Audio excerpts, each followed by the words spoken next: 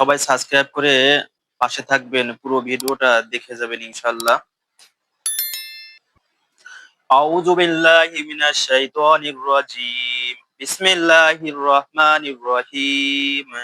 তাবারাকাল্লাযী বিয়াদিহিল মুলকু ওয়া হুয়া আলা কুল্লি শাইইন কাদির।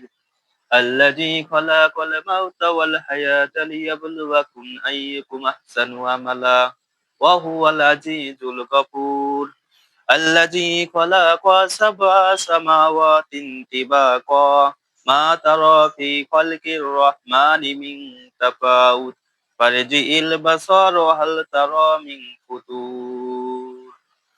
এটা হচ্ছে সূরা মুলক।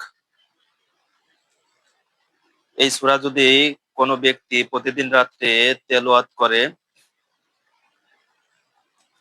তার জান্নাতে যেতে বাধাই একমাত্র মৃত্যু।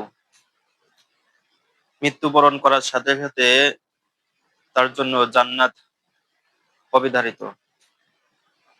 তাই আমি আপনাদেরকে এই আমলটা করার জন্য অনুরোধ করবো ইনশাআল্লাহ। আপনারা সবাই সূরা মুলকের আমলটা করবেন প্রতিদিন রাতে ইনশাআল্লাহ। ভিডিওটা ভালো লাগলে অবশ্যই সাবস্ক্রাইব করে পাশে থাকবেন।